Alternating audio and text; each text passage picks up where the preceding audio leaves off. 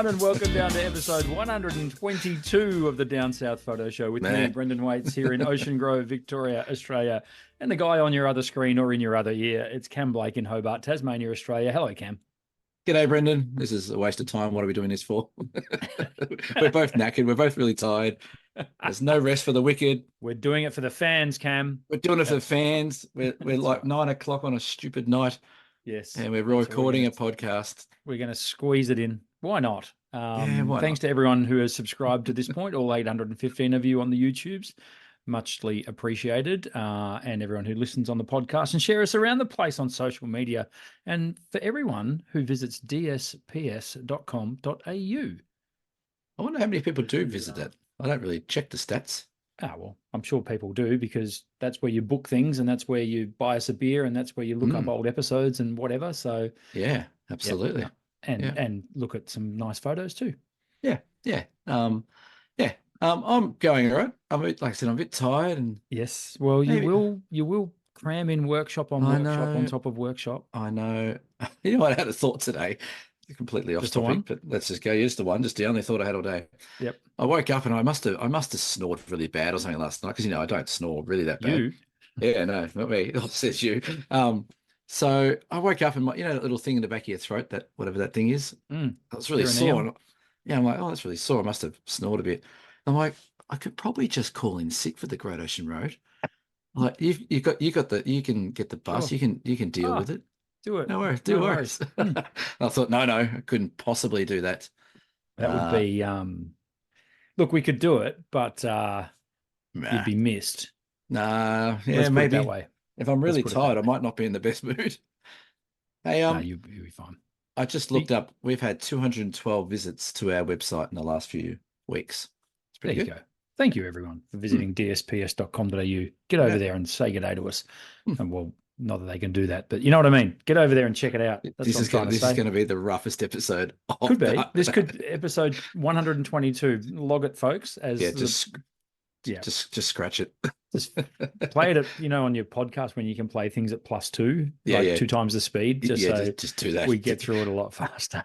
Get over and done with real quick. No. We're going to put on an effort. We're going to make a good episode. I guess you're going to say, let's talk backgrounds, aren't you? No, first of all, I want to ask what you've been up to. What's made you so tired, Cameron? People wanting to get up and do sunrises made me tired. Yeah. So hi, Jen. Hi, Jen. Yeah, just got back from the Tarkine, and we had a great time. We had there was only 3 people in this trip, and it was probably the best 3 people you could put together. We had a really good trip, lots of fun, lots of laughs, lots of really nice photos, lots of nice conditions, nice weather. It was a good workshop. And we did a couple of we did 3 out of the 5 sunsets, I think it was, sunrises. I've just had a big week, so I'm just a bit tired and living the dream. I'm not complaining too much, but that's right. I'll be fine by the Great Ocean Road. I'll perk up. I've got another day off, and you definitely will. One thing that people might not know about you is you're not a coffee drinker. No. Maybe we need to change that. No, I don't drink coffee. Okay, this is what blows people away. Right? Firstly, I have never done drugs. People just go, what? Like seriously. I never inhaled. I never inhaled. Secondly, I've never had a glass of wine in my life, ever. That's interesting. And I've never had a cup of coffee ever in my life. Right. Which of those 3, which one would you be most likely to break first? Probably the wine one, I reckon. I would have thought so too. Yeah. The drugs, I've got no interest. I'm stupid enough without them. And coffee, I must admit, in the last few years, the smell of coffee's got me going, oh, it's not as bad as it used to be. But so not even an iced coffee? No, I've made that mistake a few times. When you pick up the chocolate milks, but they're actually iced coffees. Yes. And I take one, like, spit it out. No. Right. Okay. Interesting.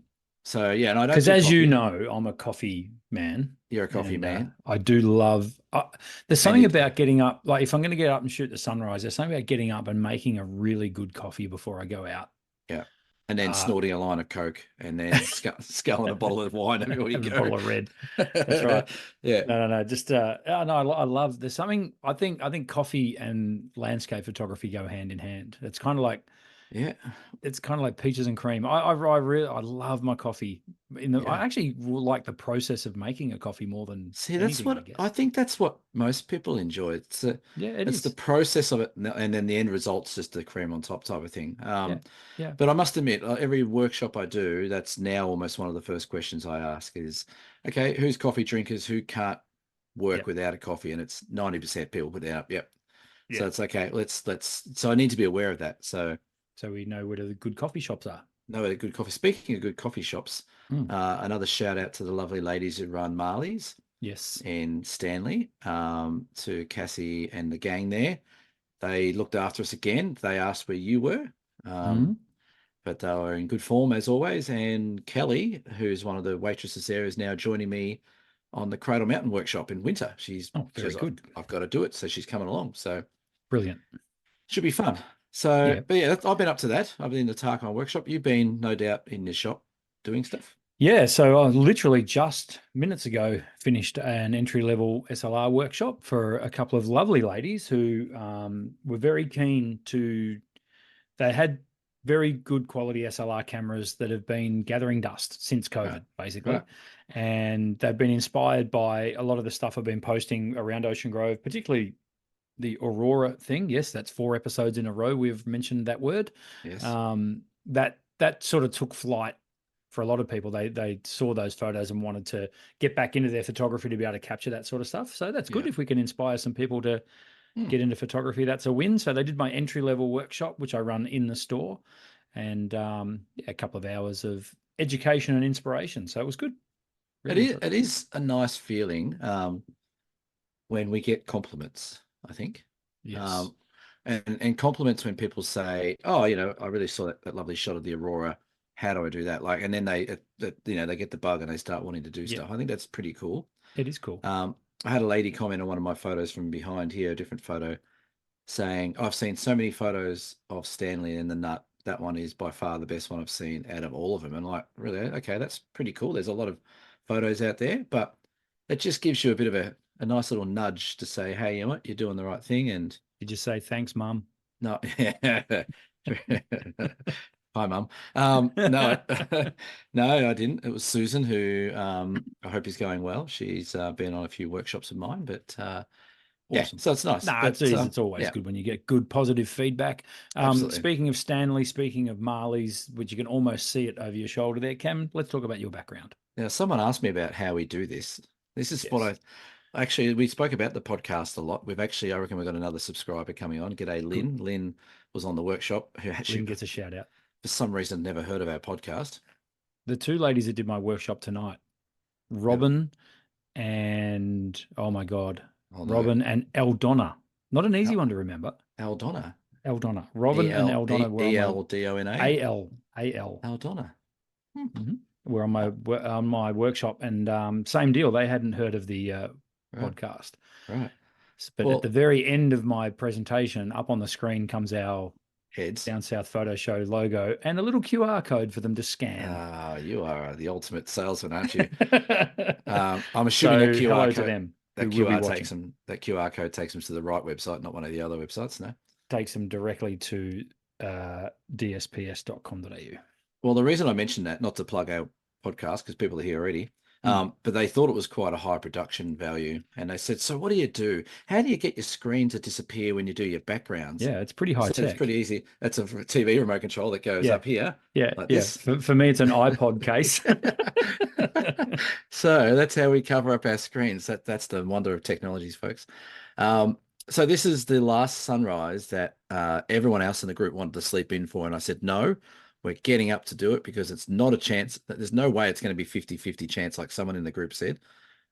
So we got up and did sunrise. That may have been me saying that. It did look like it was going to be 50-50. But we got up and we had this beautiful morning on Stanley on the beach. The tide was out, so we had that wet sand. It was really nice. And it was every sunrise we had just got better. So this is the last one. A beautiful way to finish off. Sadly, though, on this one, we didn't get to go back to Marley's. They were closed on Wednesday. So we had to go back to the Tall Timbers for breakfast before we How was the checked out. breakfast at Tall Timbers? I didn't experience one there. Yeah, Okay, look, moving right along by the looks of no, that. well, you know what? Tall timbers, and here's their bill. I've still got to pay here. Tall timbers, they're fantastic. They really are. If you're going anywhere towards the northwest of Tasmania, you book in there. They are amazing. Their staff are great. Their bookings are seamless, the whole lot. But their food at dinner, as you know, is really nice. They have all the Excellent. steaks and stuff like that. Excellent. But their breakfasts always leave a bit to be desired, I think. Okay. Little And feedback for you, Tall Timbers. yeah, I don't know why. It's not terrible, but it's just not that fresh Marley's cooked with the great service. And it's always good to spread the love around when you go local and put Of course money it is. elsewhere and stuff. So Of course it is. now Yes. you look like you're standing Oh, under a you want, yes. waterfall. I nearly moved on to the next subject, forgot to do my Yeah, background. that's right. I'll run the show. So This is the fantastic Beauchamp Falls, which is up in the Otways. And Cameron, you'll be stood there next Tuesday. what, naked So- under the waterfall? If I've got anything to do with it, we could do that. Yeah, okay, let's do that. We like leeches, right? So this is not yeah, those Beauchamp places. Falls. Now, for those of you who don't know where that is, basically on the Great Ocean Road, if you head up into the Otways above Apollo Bay, it takes about an hour to get there. Then that's where you find Beauchamp Falls, Hopeton Falls, Triplet Falls. All the waterfalls are up there. Right. And I went up there because we've got our workshop there, as we were just saying, in a couple of days. As this goes to air, we're heading off on the workshop. So I thought I might go up and do a quick look just to make sure the tracks are all good and there's nothing washed out or anything like that. Yeah. And they are all in very, very good shape. So And got myself up there.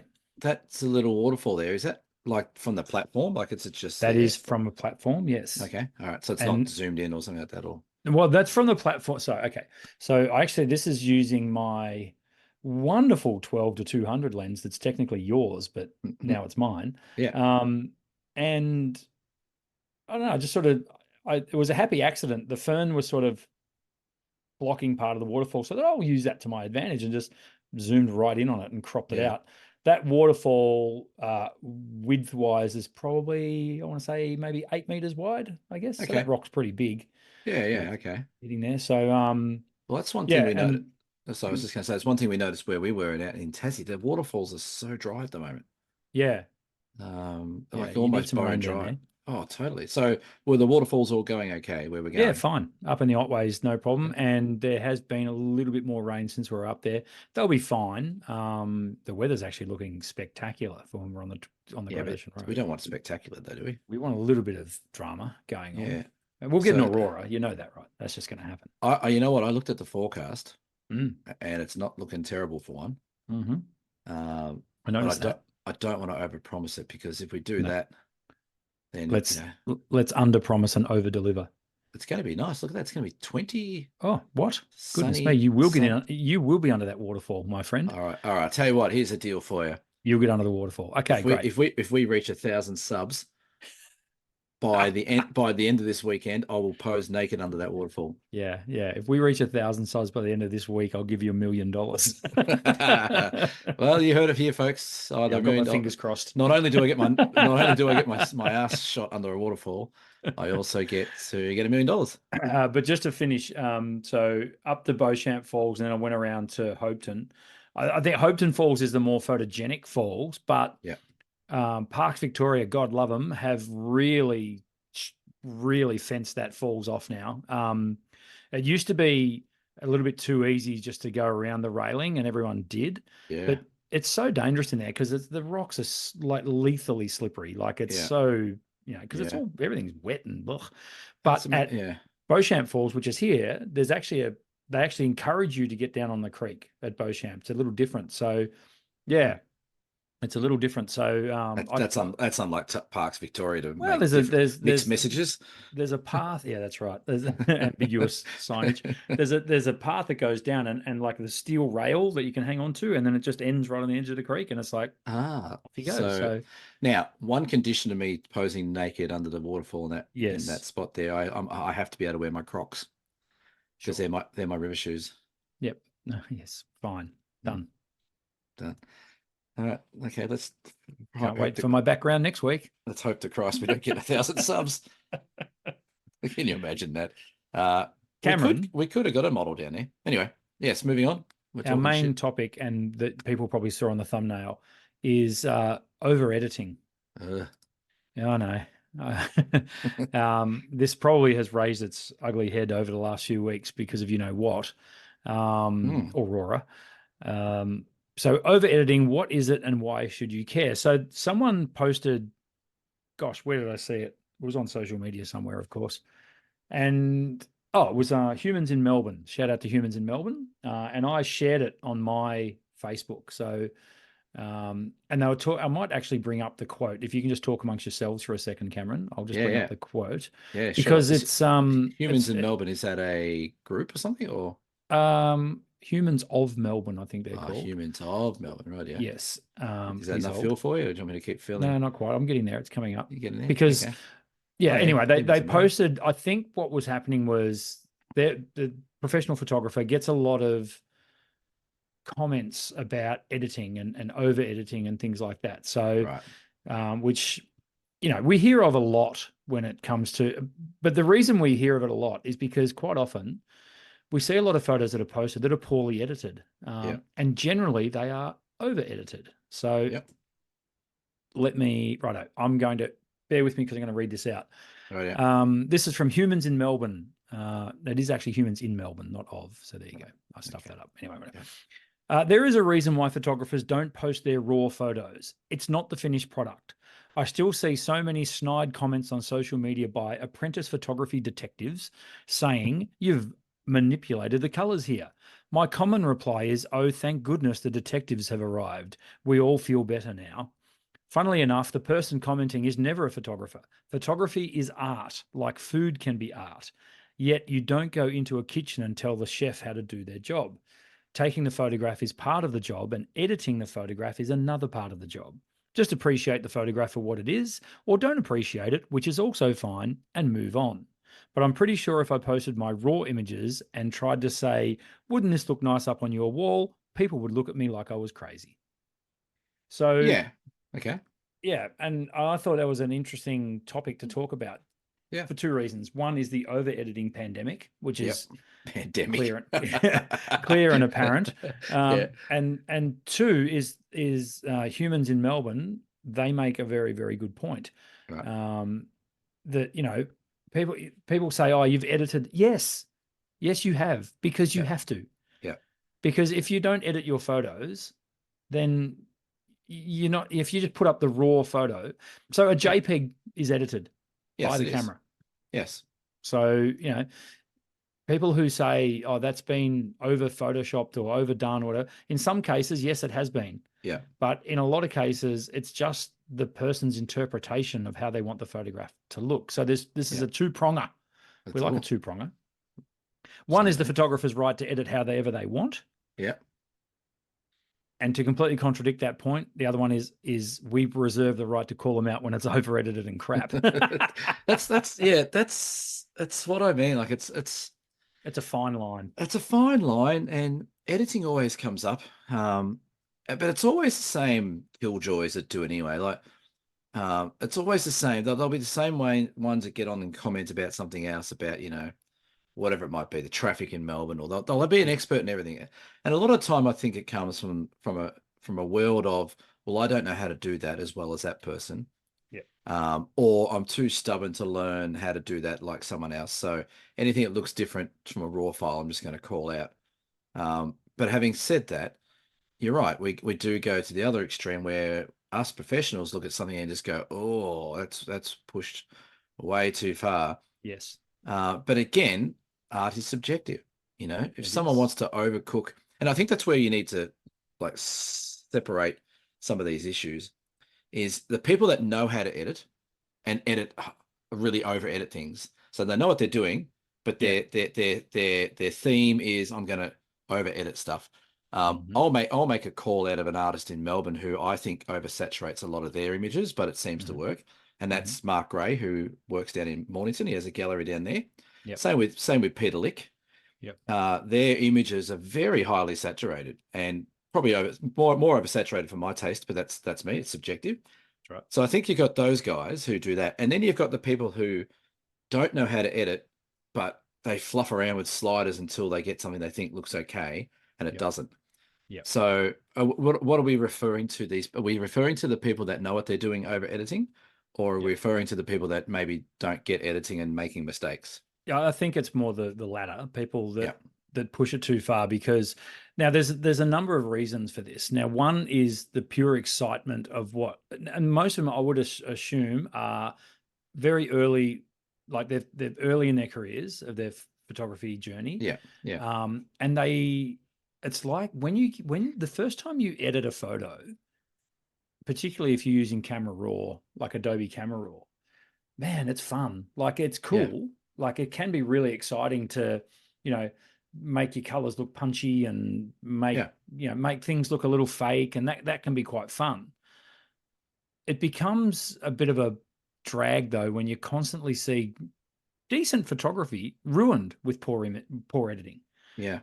where the color starts to overtake the actual composition. But You is know, that the person editing? The question I always have is like, it's like anything with art. Mm. Like as soon as you put it out into the public sphere, you're like, all right, well, it's out there. But Yep. there's a step before you do that where you look at it and go, yep, I'm happy with that. I'll put it Yep. out there. Yeah. Is it a case of people doing that going, gee, it looks really good. Yep. Like I'm going to do that. That's how I want it to look. Or is it a case of them maybe trying to copy another style or trying to, I I don't know, blame a couple of things. The first thing I blame are Samsung phones, not and iPhones. no, I blame Samsung phones, Right. and that sounds like I'm drawing a long bow. Samsung phones, particularly when you're using their camera, their default saturation level is clown vomit level of saturation. Yeah. Yeah. Like it's crazy bad. Right. The amount of times, because I do deal with a lot of phones and people bringing their phones in with their photos, we'll Yeah. transfer a photo from someone's phone across to my screen, in store, the photo printing kiosks that we have, Yes. Yeah. and people will put the photo on and literally hold their phone next to my screen and go, "Oh, that looks completely different." Yeah. Every single time I say, "Yes, doesn't it look way better?" Yes. Yeah. Because it's corrected it how it should be, not Yeah. how. Yeah, so Samsung, particularly in their last couple of iterations of their phones, have really gone to town on computational photography, like all phone companies have, Yeah. but with their color saturation, it's silly. Like Right. it's really But awful is that and so unrealistic. default or is that Default. right? Yeah, out of the box, and you can actually go into your phone settings and make changes. Yeah. But So is yeah, that me? it's Yeah. the main thing I have a problem with it is people took, heaps of people over the last 2 weeks have brought me Aurora photos. It's Yeah. what I see. Every second customer has got a beautiful Aurora photo, which is great. The Samsung users, all of them claim that they saw a better Aurora. Because it's so saturated. Correct. So Yeah. it's interesting. It's a trend. I'm not making it up. It's a trend. It's like you see it. Yeah, people say, "Oh, but hang on, oh, my photo looks like, doesn't it look really good? I must have been there at the right time." It's like, Oh, let you me know guess, what? Samsung. No, it's not Samsung. They were down at Point Lonsdale. That's right. They Exactly. look better down at Point That's right. Lonsdale. It's better at Point Lonsdale than Ocean Yeah. Grove. Everyone knows that. Yeah. Everyone. Yeah, it's interesting. So again, with this topic though, like, are we over editing stuff and why should we care about it? To Yep. me, I reckon that needs to be reverse engineered from your angle, Yep. from the print back. I think if we reverse engineer this from the print back, Mm. people might start to realize why not only do the over edit images look pooish, Mm. but there's a technical and a scientific reason as to why they're not good. So Mm. when you get a file from a Samsung that's oversaturated to buggery, Yep. and you don't touch it, and you Yep. leave the saturation level as normal, and they say, look, I want to print this 8 by 12 Yep. on a bit of paper, what happens to that print when you print it? So when a photo comes to me through my photo kiosk, by default they get color corrected.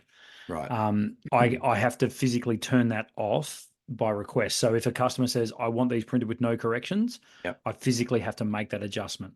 So Okay. if you did that, Yep. so no adjustments, here's Yep. my Point Yep. Lonsdale better than Ocean Grove Aurora. Yep. Yep. What's it look It'll like? it'll look like their phone. It'll look like their phone screen. But will it have any issues with ink and paper and blot? Like, Yeah, detail so getting lost and stuff like that. what you're getting at there is color gamut, That's what and I'm trying. I was trying to hint that. so basically the phone screen having colors that are so far off the color gamut that they don't print how they look on the phone screen. Mm, However, because here at Ocean Grove Camera and Photo, we do use very good printers. The color we have it's a very broad color gamut, so we can yeah. 9 times out of 10 color reproduction, well, 99 times out of 100 color reproduction is pretty much spot on. Right. Where we tend to fall down is fluorescent colors. Now, Mm, I've had people come in with phones shots of the aurora where the colors are borderline fluorescent, yeah. which is not right. Like they just, But doesn't it, like, it in looks like they any got the yellow highlighter and painted the sky, look at those beams. Yeah. Doesn't that then create sort of blotching or Yes, it loss of can. detail? It Yeah. can. Not Yeah. not just so much blotching, but what they call gradient steps. So you've Yeah. basically got, you can see literally lines of delineation from into Yeah. different colors. Yeah. So, and it just looks terrible. Like Right. it doesn't, because naturally it doesn't happen like that. You see a Yeah. beautiful natural gradient right through. But Yeah. then, when colors have pushed way too far, and look, Cam, we've Outside all the been gamut. guilty of it. We've all been Mm. guilty of it. We've all done it. We've all made prints that, and you go, "Whoa, hang on a minute, Yeah. that's we." I've got one behind me here that didn't print very well. Yeah. Yeah, it's like that's not quite right. So yeah. Yeah, but So and also with canvas printing as well, canvas being a textured surface, it can pick up. If your colors are off, it'll really exaggerate it on canvas as well, yeah. because it's Yeah. not a flat surface. So Yeah. So there is that to factor in as well. yeah. So that's the point I think is important. That's the point I try and teach when people are editing, is that push your sliders up, go get your saturation up, do what you want to do. That's fine. Mm. But just be mindful that if you take it to a proper printer, they're either going to, one, color correct it to make it look a bit better, or if you print it as it is, you might find that that print quality is not what you think it is. Yes. And a lot of times people will go, well, what do you mean by that? Like, why can't I just have the really highly saturated stuff onto a piece of paper? Yeah. Well, there's restrictions on paper and inks and printers and things like that. Not to mention the fact that you're using a backlit LED screen versus a backlit surface versus a light reflective surface. Two completely different things. It's like That's analog right. versus digital. It's Yeah. And never the twain shall meet. So I find quite often though, when I do the subtle corrections, people are very appreciative. They, because I'll show this, all right, that's not going to print. That's not going to print well. This is how I think you should do it. And then when we show them on a color calibrated screen, beauty. All right. Yeah. And sometimes it is that they're just using an iPad or they're just using a tablet and their phone, which isn't color calibrated. So, I mean, this is also the fourth episode in a row where I mentioned color calibration and auroras and everything else. So these people that, so printing, that sort of covers printing why it's important. Like getting back to the original thing, it's like, should we give a shit anyway? Like if you want to put up a shot that's highly saturated, say for example, that waterfall behind you, those greens are like toxic nuclear green. To me, it doesn't look good, but to you, that's how you want it to edit. Like, why do we care? Why do people? No, that's right. As you say, it's subjective. And if people want to do that, that's totally fine. However, I think you're kind of doing yourself a disservice. I think also there's this thing, and we know about this a lot, and that's the hunt for likes, where people want to get attention. And if you oversaturate stuff when you're scrolling through Insta, generally people will pause on that because of literally the human nature. Oh, it's bright. Look at the bright, shiny thing. And then they'll say, that's terrible. Yeah, that's right. That's the attention you'll get. Yeah, I don't know, man. Like I think there's ways you can do it intentionally and it actually works. Yeah. And then there's ways where you can do it where you've just done a sloppy job of editing. But I find though, and again, you look through some of we use the auroras, for example. You look, because it's so popular and there's so many people posting photos of them, and you look at them, and I would say like 2% of the ones you see are okay. And the rest of them are just processed really bad. Yeah. And again, we've touched on this yonks ago, is that social media is this little vacuum of positivity where if you go out there and say, hey, that's really over processed, and the reason why it's not going to look good is for X, Y, and Z, you'll get shot down. So people don't say anything. That's true. And that's the downside. You can't be honest, No. because honesty comes off as negativity. Yeah. You know, that's, I remember a few times I have been honest. And what's the first comment that comes back? Gee, you must be fun at parties. Yeah, that's Yeah, how right. about you go fuck yourself? Hey, beep, beep. We're not beeping that out. Oh, Jesus, he's dropped the F-bomb. Well, I did a little thing the other day, talking about online stuff. I put up a photo from this new little spot I found at the Tarkine that we went to. And I put up there and then I said, you know, I settled for this composition and stuff like that. What do people think? Well, actually, I read it out to you. It was quite interesting how it worked. I said, Yep. I some wanky sort of thing I said at the start, but I'm also found a new location. It was quite overwhelming the amount of possible compositions I could capture. I settled for this one. Does it work? And the comments came thick and fast. Yep. Like, no, that's too close to the top. You should have photoshopped a little island at the back. A different angle down the bottom could have been good. Like, but every comment was different. Yep. And every comment had merit. Every comment was constructive. Every comment was constructive. Yep. But every comment was different as well. So Yep. if I'd actually applied collectively all those bits of advice about my photo, it'd be an absolute shocker because the composition, everything would have been completely out of whack. Yep. But it's interesting, you know, that there's people do have these thoughts that they want to put on about a photo, but a lot of them don't unless they're invited to.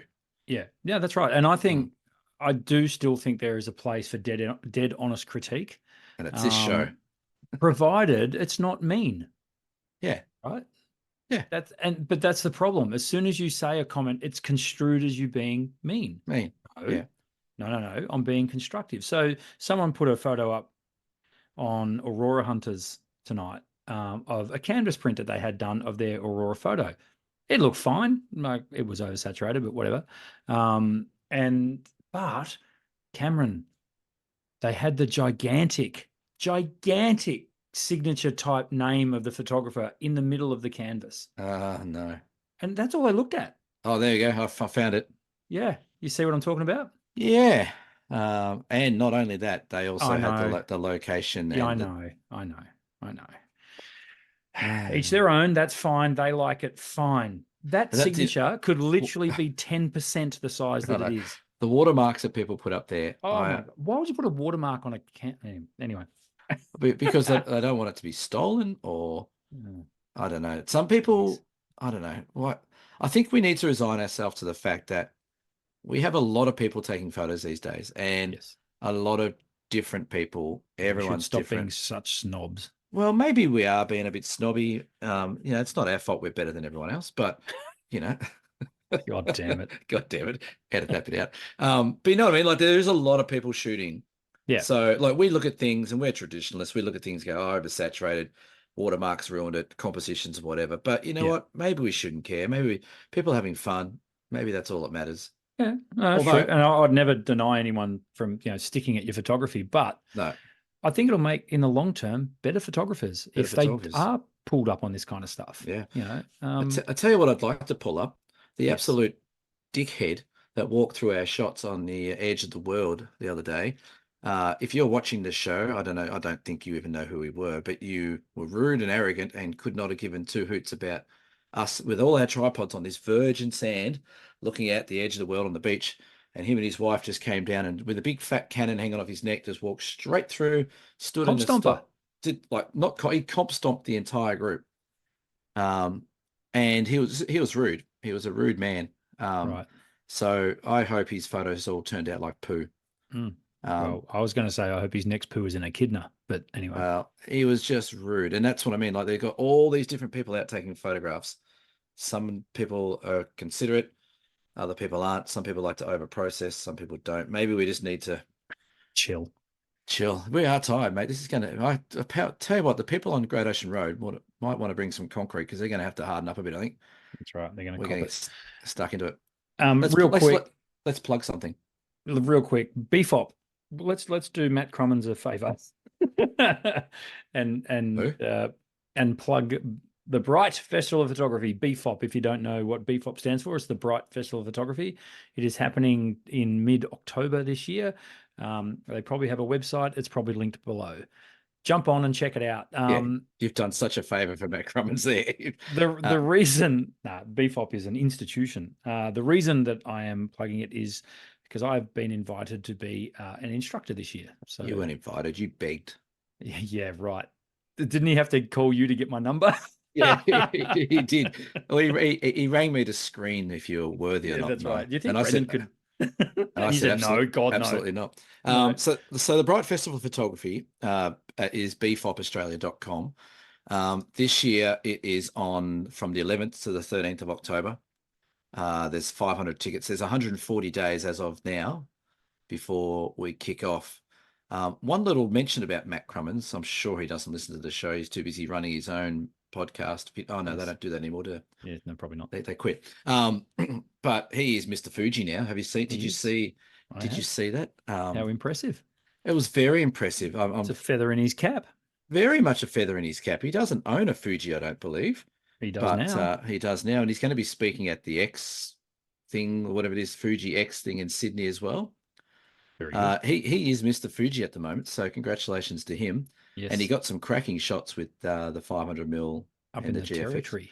Up in the territory. But I thought it was funny just how well I can tell you now the production value of that video that they put out was much better than the production value of that one episode they did of their YouTube podcast. I haven't actually looked at that video yet. Yeah, I'm gonna have to check it out. Yeah, take a vomit bag with you. Yes. We love you, Matt and Tom. So looking forward to getting up to BFOP and jump on bfopaustralia.com and check it out if you haven't already. Question without notice on that. Tickets do sell very, very quickly for BFOP when they go live. So they're live already, and I would suggest they're almost all sold out. When I say tickets, when the workshops come up, they go very quickly is what I meant to say. I misspoke. You misspoke. Hey, yes, question without notice. Are we sharing accommodation up there? Sure. Party at our house. Separate rooms, please. Oh, are we got separate rooms on the Great Ocean Road? Not telling. It's a surprise. You go on that. I don't mind. Surprise. That's fine. Now, DCAM. DCAM is back. What about you've missed something, haven't you? Probably the highlight of the week, I thought. So we may have had a little bit of feedback about Canon, our good friends at Canon, who teased the R1 last week. Teased it. Yeah, very, very interesting. And we may have given some feedback about what we thought about the camera before we've even seen it and before it's even in our hands. Yeah. And we got an official cease and desist letter, didn't we? Yeah, official, sure. Official. Oh, of course it was. What was the name of the person who wrote the letter? The managing director of Canon Japan, Mr. Tarking DePries, instructs your podcast to retract all derogatory comments made in your last episode. I think it's actually pronounced taken de piss, but anyway. Is that what it was? Jeez. Taken the piss. Yeah. Okay. Yeah. That's a strange name. So that was very funny when we got that message. That was quite humorous. So it was posted to our Facebook page. Jump over to our Facebook page and have a look if you want to read the whole thing. We won't read it all out now, but it was quite funny feedback. It was good. Obviously from a Canon fanboy. So you could tell. Yeah, sorry, didn't mean to. Look, as I said at the time, take everything we've got to say about Canon with a grain of salt. It's quite fun to make fun of Canon. Absolutely, yeah. By all means, take it as a grain of salt, but it does not change the fact that the R1 looks like dog shit.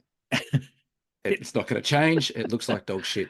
And Cam doubles down. Yeah. So send me another cease and desist letter, Mr. Taking the Piss. Yes. All right. There's no photography word of the week. We screwed that up. We're not doing that. Fine. Dear Cam. Dear Cam's been missing in action for the last few weeks. So it has. Back. Yeah. It is. Dear Cam and Brendan always gets read out of your head. And Brendan, we know this. Yeah. This is from Alison. Hello, where's Alison from? We didn't get her from. Alison's from Melbourne. You know? And Melbourne. she bought us a slab for Smegma. Thank you, Alison. Yeah. Did that slab get to you yet? It's right behind me. Yeah, the slab is right there, right literally. there. So yeah, that's excellent. fine. Yeah, Dear Cameron and Brendan, I have a question about white balance and how it affects a RAW file. I know it's a good idea to try and get as much as possible of your image right in camera, but I am wondering what effect white balance has on a RAW file. Question mark. I usually have mine set to auto white balance, but should I actually be paying more attention to it in camera and adjust depending on the conditions I am shooting in? I hope this makes sense. Thanks heaps, Alison. That's probably one of the most sensible questions we've had for a while, I think. It's a good one. That's a It is good one. And I'm sure more people than just Alison have contemplated this in Maybe. their photographic journey. Yeah. Do you want to have a crack at that, Cam, or would you like me to? My name was first, so maybe I will. True. It is called Dear Cam. That is called Dear Cam. Look, I'm the same with Alison. I shoot my white balance in auto. Having said that, if I was shooting under a measured light, such as a studio light or, a certain light that I was using to light a subject or a product or something like that, then I'm most likely, shall we say? Sorry? A constant light. A constant light. Yeah, I would set that. If I knew what the temperature of that light was, I would set it to that manually in the raw file. But whether or not it affects doing it in raw auto or setting it to the actual kelvins, I actually don't know. I don't think it would.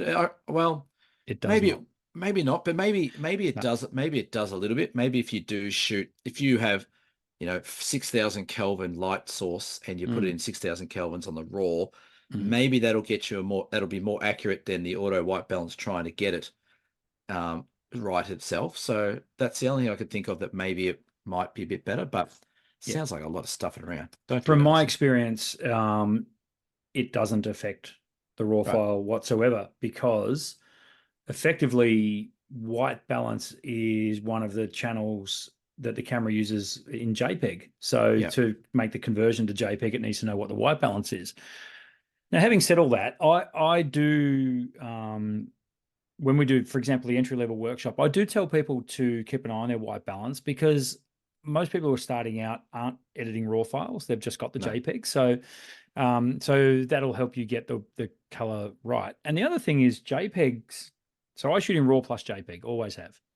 And because the JPEG gives me a reference. If I'm really not sure about white balance, which is rare, and I'm very much like you, Cam, if it was cold, it's cooler color temperature. If it was warmer, I set it to a warmer color temperature when I'm editing the RAW file. And when you've got the RAW file, you've got all that data there.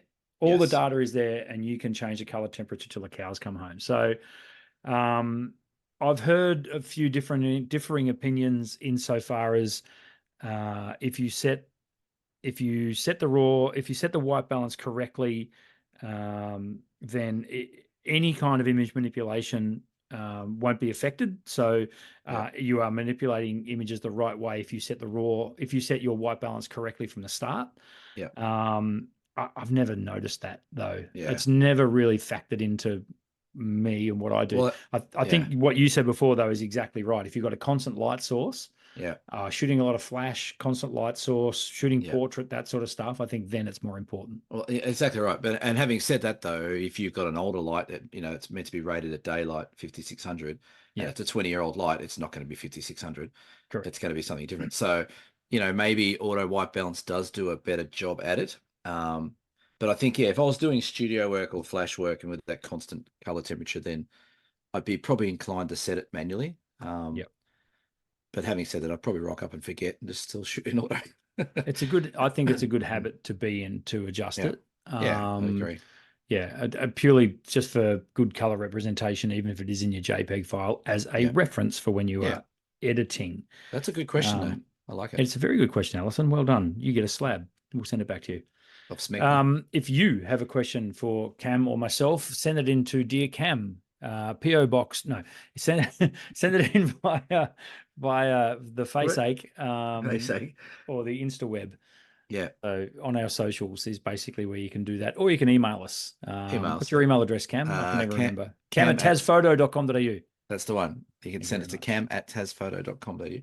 What's my email address, Cam? contact@cameraandphoto.com.au. Brilliant. Well done. Beer donations, Cam. I was just about to say, I played a great joke on someone with knowing their email off by heart. Do you know the adult diapers you can get that you get like free samples of? Why the hell would I know about them? But okay. You do. You know. They get free samples. So they said, just put your email address in and we'll send you some. And so I said something to a mate of mine up in Burnie. G'day, Cam Wilson. Hope they still let us know if you need some more. I'm wearing them right now. He's They're younger great. than me, so he doesn't need them. Beer donations. Oh, Right here. diapers. What does this show come to? I don't know. We're not going to make it to 1,000 subs. Can you imagine if this was monetized now and we're talking about adult diapers? Yeah, we'd have to have it run an ad now for adult diapers. Well, did you see that thing I sent you today from Sarah Jane Eggins, who's the turkey farmer up in who won the Yes. $100 voucher? She's just ordered a Yes. print off me today. How's this for some stats, right? We think we do pretty well. Mm. She might get a kick out of this. She sent me a picture the other day of her on her tractor in the turkey farm. Right. Today, this week, she'll have 6,000 new turkey hens or babies or chicks or whatever they are. Wow. That's just one shed. She's got 3 sheds. They'll all have 6,000 of them coming in. She's going to have 18,000. 18,000 turkey chicks. And today, she said that one of her cows had calves, twins. Wow. And I said, "What are you going to call them? Are you going to call them Huey and Louie?" She goes, "No, they're Scotch and Fillet." So she's great, Sarah. She's got a great sense of humor, but she's put a $100 voucher to use today, which is good. I was hoping she was going to call them Cam and Brendan. That would have been awesome. Cameron. But anyway, back to the point I was going to say, Yes. is she sent me a screenshot. She was watching our show, and Yes. underneath it had a sponsored ad for Canon. Oh, I did see that. Yes. So I said, which Canon is the best match for you? Yes. So AI is listening, people. Yeah. So adult diapers, get yours below.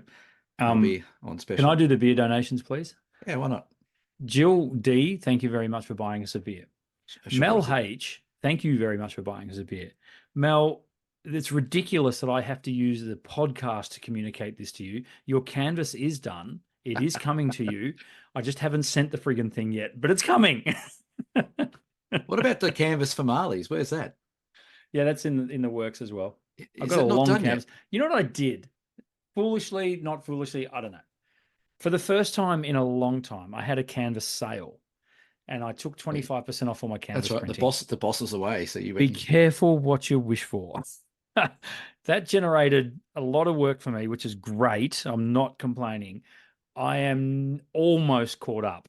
And of course, we're away next week on the Great Ocean Road. So yeah, tomorrow's going to be a big day. I've got about 7 or 8 canvases to finish, and the canvases just from that sale, and that happened when I was in bloody Tasmania. It was, yeah. Saturday, I get down there. Do you need help stretching canvases or something? God, no. Or do you want me to run the shop for you? They'll be well and truly done by then. I'll run the shop. I wouldn't trust. No, thank you. Tell Rachel to stay home. I'll run it. Yeah, that's right. Yeah, I can see it. Rachel and Abs can stay at home. I'll look after those customers for you. Right. Yes, no. You want to print that big? No problems. I'll get you. Yeah, that's right. Exactly. Show me how big it is again. What's coming up? Great Ocean Road. You are taking over the podcast. This is good. I like this. I know. You know what's coming up. We're going to head down the Great Ocean Road on a down south photo show photography tour. Really looking forward to this. As I said, the weather's looking great. Our backgrounds will probably be from there next week. Actually, we won't do a podcast next week because we're going down the Great Ocean Road. But anyway. Look at that. Ooh, you got a little toy to bring that I'm going to get to use. Fuji X100. 5. 6. 6. You got the black one? Yeah. Nice. I haven't paid for it yet. G'day, Mark from DigiDirect. So we won't break it. Don't break it. He just sent it, and then I'm like, "Well, where do you want me to pay for it?" So your challenge, Cameron, is to Should I only accept? use that camera on the Great Ocean Road. Is that right? Is that what you said? No, I don't say it. I said I was going thought to you post said nude you on the were- waterfall. No. I can if you want me to. Well, if I give you a challenge, you got to give me one. So you have to use that and that only Okay. for the Great Ocean Road. That's going to be interesting. Okay. You have to. Oh, you Question have to without notice. No. Yeah. Okay. So I'll shoot that camera the whole way. Yep. You have to shoot square format. Sure. Done. Easy. Instagram. Cool. I like it. Done. Done. And That's gonna everything I screw- post has to be square. That's going to screw your background up, isn't it? It's hip to be square. I'm into it. Tell them, boys. Righto. Good. I think that's it. That's been a rotten episode, hasn't it? It's probably been. Did you press record? Oh, yes, I did. Thank God. If you've listened this far, please comment below. Please accept our apologies. Please accept our apologies. Exactly. It's been a big week, and we've got a big week ahead, but we're getting there. It's good. We love it. Nothing more to add, Mr. Blake? No, I'm knackered. Going to bed. This has been episode 122 of the Down South Photo Show. We look forward to your company for episode 123 next week, maybe the week after. Bye for now. Ciao.